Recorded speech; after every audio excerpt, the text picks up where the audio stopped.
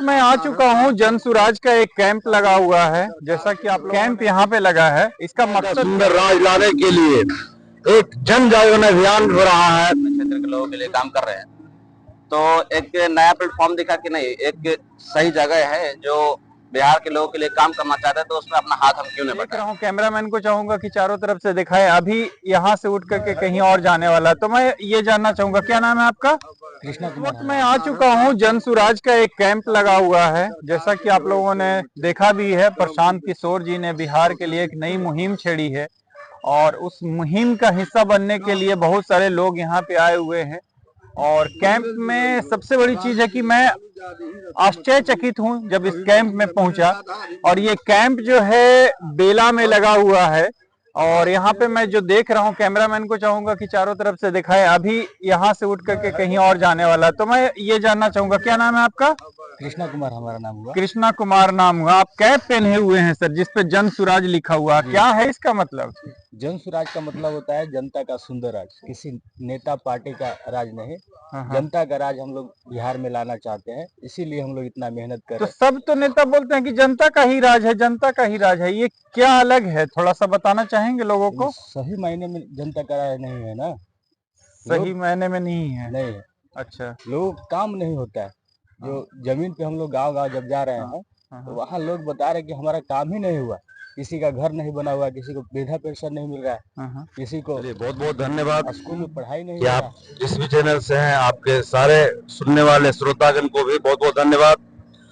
और ये जो बेलागंज सिलौंजा में कैंप लगा है, इसका मुख्य उद्देश्य है कि जो जन सुराज अभियान चल रहा है, इस जन सुराज अभियान के तहत जनता का सुंदर राज लाने के लिए एक जन जागरण अभियान हो रहा है, जो शुरुआत बेलागंज से हुआ है। पूरे मगध में इसको घूमना है, और ऐसे ऐसे पूरे बिहार में लगभग 15 कैंप लगे हुए हैं, जो पूरे बिहार में जनता की राज लाने के लिए एक जागरूकता अभियान, जन जागरण अभियान चल रहा है। इस कैंप के तहत जो यहाँ पे लोग रहते हैं, गांव में जाते हैं, हमारे जितने भाई बंधु चाचा चाची लोग हैं, उनको बताते हैं कि गरीबी से निकलने का रास्ता, तो गरीबी से निकलने का रास्ता शिक्षा है। शिक्षा, अच्छी शिक्षा व्यवस्था होना चाहिए। लेकिन बिहार में अभी स्कूलों की बात कर ले तो स्कूल में बट रहा है खिचड़ी और कॉलेज में बट रहा है डिग्री। पढ़ाई दोनों में हो नहीं रहा है। जो हमारे बच्चे पढ़ेंगे ही नहीं तो मजदूर ही बनेंगे, डॉक्टर इंजीनियर तो बनेंगे नहीं। दूसरा, हम युवा के लिए रोजगार होना चाहिए, फैक्ट्री होना चाहिए बिहार में, और वो है नहीं। हम लोग जाते हैं बाहर कमाने के लिए दूसरे प्रदेश में, तो गाली सुनते हैं। बिहार मेरा राज्य का नाम है, लेकिन बिहारी गालिब शब्द बन चुका है। तो हम लोग बताते हैं कि यहाँ भी रोजगार फैक्ट्री हो, ताकि हम लोग यहीं पे कमाएं, अपने फैमिली के साथ रहे, अपने बच्चे के साथ रहे, रोजगार भी करें और अपना खेती को भी देखें, घर को भी देखें। तीसरा, हमारे जो बुजुर्ग हैं, चाचा चाची लोग, जिनका जो कमा नहीं सकते हैं, जिनका शरीर बुजुर्ग हो चुका है, उनको भी एक अच्छा जिंदगी जीने के लिए उनकी भी व्यवस्था होनी चाहिए। सरकार बोलती है पेंशन देते हैं, लेकिन जो पेंशन मिल रहा है भीख 400 रुपया, उससे उनका जीवन बढ़िया नहीं चल रहा है। दूसरे प्रदेश में 2000, 2500, 3000 रुपया मिलता है, और बिहार में 400 रुपया भीख मिलता है। तो उनको हम लोग बताते हैं कि 400 रुपया भीख मिल रहा है। दूसरे, हमारे युवा के लिए रोजगार नहीं मिल रहा है। तीसरे, हमारे बच्चे को अच्छी शिक्षा नहीं मिल रहा है। जब ये तीनों काम हो ही नहीं रहा है, तो बिहार में जनता का राज कैसे है? ये तो नेता का राज है, जनता का राज नहीं है। अब ये होगा कैसे?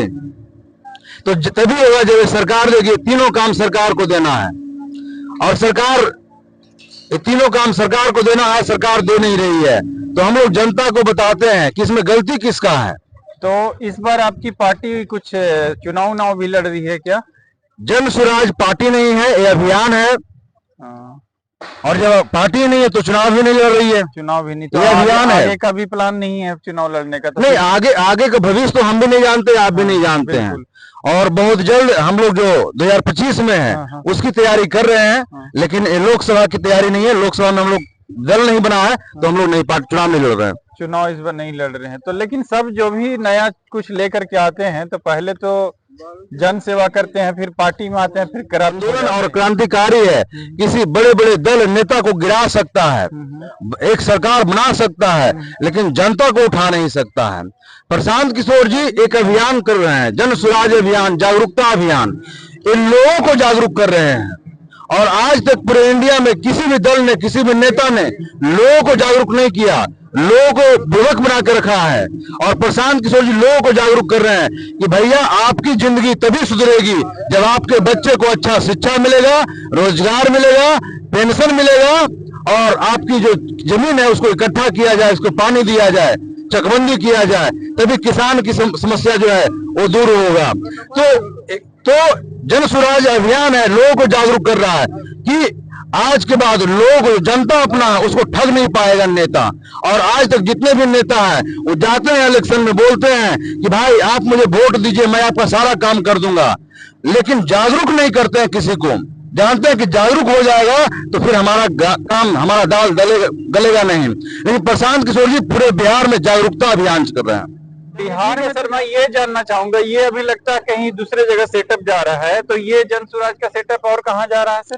ये सेटअप हम लोग जा रहे हैं, फतेहपुर टनकुप्पा प्रखंड पड़ता है, वहां पे सेटअप चला जाएगा, क्योंकि यहाँ पे रह करके हमने 4 ब्लॉक कर लिए हैं। अच्छा। बेल्लागंज, मानपुर और गया नगर और खिजरसराय को। अच्छा। यहाँ पे हम लोग गाँव-गाँव में जा करके लोगों से मिले हैं, उनकी समस्या को सुने क्या हैं। रिस्पॉन्स आया? बहुत अच्छा, बहुत जबरदस्त। इस अभियान से जुड़े भी कुछ लोग? बहुत सारे लोग, सारे लोकल लोग ही हैं। सारे लोकल? हाँ, यहाँ से जो जागरूक हुए हैं, जो इस जन स्वराज की कल्पना है उसको जाने हैं, और उसके बेहद पे ही बहुत सारे लोग, सारे लोकल लोग ही यहाँ रह रहे हैं आकर के, और इस जन स्वराज मुहिम को 2025 में लाने का प्रयास कर रहे हैं। कि आप लोगों ने देखा गया नगर में और गया के आसपास जितने भी क्षेत्र हैं, इनका चेहरा काफी सामने आया है जन स्वराज को लेकर के। तो कैसे जुड़ना कैसे हुआ जन स्वराज से?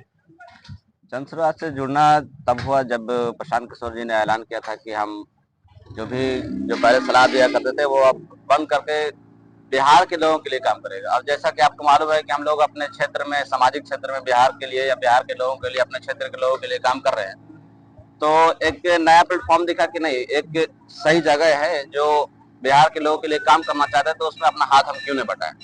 तो उसमें एक हाथ अपना मिलाने के लिए कि हम चले प्रशांत किशोर से मिलते हैं, तो वही 8 मई 2022 को हम प्रशांत सर से जाकर के मिले और आगे की मुहिम में इनके साथ।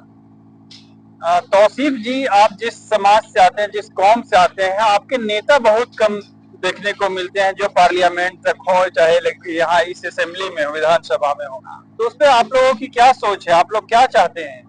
देखिए, सोच ये है कि अगर आपको किसी भी जगह पे अगर आपको हिस्सेदारी चाहिए तो उसमें भागीदारी भी आपकी जरूरी है। भागीदारी जरूरी है, बिल्कुल। तो आप अगर हिस्सेदारी की बात करें तो भागीदारी जरूरी है। और मैं हर जगह पे ये देखता हूँ कि अगर कोई नेता बनना भी चाहता है मुसलमान का, तो उसके पीछे मुसलमान ही खड़ा नहीं है। अच्छा अच्छा, ये भी एक बहुत बड़ा मसला है। क्या संदेश देना चाहेंगे मुसलमानों के लिए? क्योंकि मुसलमानों के वोट से तो कहीं ना कहीं वो पार्टी एग्जिस्ट कर रही है, लेकिन मुसलमान का कोई नेता नहीं। तो उसमें यही दिक्कत है कि अगर आप अपना हिस्सेदारी चाहते हैं तो उसमें बढ़ चढ़ कर हिस्सा लें, तभी आपको कोई वहां मौका दे सकता है। और बाकी एक और चीजें हैं कि जैसे मुसलमान जो है पिछले 30 साल 35 साल से या उससे पहले से ही जो भी पार्टी आई है उसको अपने बिहार पे वो बस वोट देती आई है, अपना हिस्सा नहीं मांगा है। हिस्सा नहीं मांगा। हाँ, चाहे वो लालू जी हो, चाहे वो नीतीश कुमार हो, किसी के भी अंडर हो। अगर जैसे ही मान लें कि हमारी आबादी बिहार में 18% है, तो 18% के बिहार पर भी अगर हम बोलते हैं कि विधानसभा में हमें कम से कम 42 सीट मिलनी चाहिए, 40 सीट मिलनी चाहिए, जो कि 20 सीट के अंदर ही रह जाती है।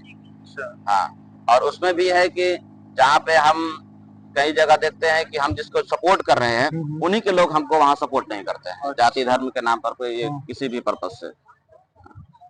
इस क्षेत्र की जो बेलागंज क्षेत्र आपका आता है, तो इस क्षेत्र की शिक्षा व्यवस्था पे कुछ बात करना चाहेंगे आप? कैसी है, कैसे सुधार करना है? बेलागंज की जो शिक्षा व्यवस्था है, यहाँ पे जो स्कूल का जो प्रशासन है, वहां से लेकर के जो आगे की जो प्रशासनिक सिस्टम है वो खोखला है। हाँ, क्योंकि हमने कई जगह पे देखा है कि वहाँ पे जैसे टीचर अच्छे हैं लेकिन आगे की जो डिमांडेड है कि भाई जो भी ऑफिसर है उनको कुछ ना कुछ वहाँ से कमीशन चाहिए। अच्छा। तो वो मान लिया कि जैसे स्कूल में कहीं दूध देने का भी है, अंडा देने का भी है, वहाँ मिल कहाँ रहा है? मिल कहाँ रहा, ये बहुत बड़ा पॉइंट इन्होंने बताया। इसको मैंने एक्सपीरियंस भी किया है कि जो सरकारी स्कूलें जो चल रही हैं, जो जो सुविधाएं मिलनी है ऑन पेपर, वो मिल नहीं रहा है ग्राउंड लेवल पे। बस वही खिचड़ी मिलता है, जबकि वहाँ देना है पौष्टिक एक आहार मिलना चाहिए, पौष्टिक आहार मिलना चाहिए, वो मिल नहीं रहा। मिल नहीं रहा, और जो लिखा हुआ है वो भी नहीं मिल रहा है, नहीं मिल रहा है ना। हाँ।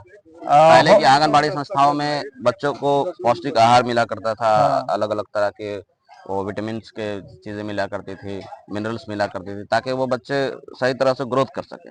लेकिन स्वास्थ्य पे क्या बोलना चाहेंगे इस क्षेत्र के? स्वास्थ्य की व्यवस्था तो चरमराई कुछ नहीं है यहाँ पे, डॉक्टरों की व्यवस्था बेहतर नहीं होती। डॉक्टर की व्यवस्था, हाँ, और जहाँ भी स्वास्थ्य केंद्र है, उप स्वास्थ्य केंद्र हर जगह जगह खुले हुए हैं, लेकिन वहाँ किसी भी तरह के डॉक्टरों की व्यवस्था, या फिर हो सकता है अगर डॉक्टर ही नहीं तो नर्सिंग ही हो, कोई BUMS ही हो, कोई छोटे मोटे ही जैसे नर्सिंग के कोर्स किए हुए बच्चे हो, क्योंकि उसके पास भी थोड़े नॉलेज होते हैं, वो अपना गांव में कम्युनिटी में वो देख सकते हैं। वो जो भी उप स्वास्थ्य केंद्र है वहाँ बहाली भी कर सकती है सरकार उस तरह के लोगों को, लेकिन वहाँ कुछ है नहीं। हमारे युवा जो है नर्सिंग किए हुए हैं या फिर आपको जो भी कोर्स किए हुए हैं मेडिकल के क्षेत्र में, वो वैसे ही भटक रहे हैं, उसका यूज नहीं है। यानी कि ओवरऑल हमें यहाँ पे देखने को मिल रहा है दोस्तों कि ह्यूमन रिसोर्सेज का यूज नहीं हो रहा है, ह्यूमन रिसोर्सेज को हम लोग यूज नहीं कर पा रहे हैं। और आप हमारे साथ जुड़े थे बेलागंज से, थैंक यू सो मच।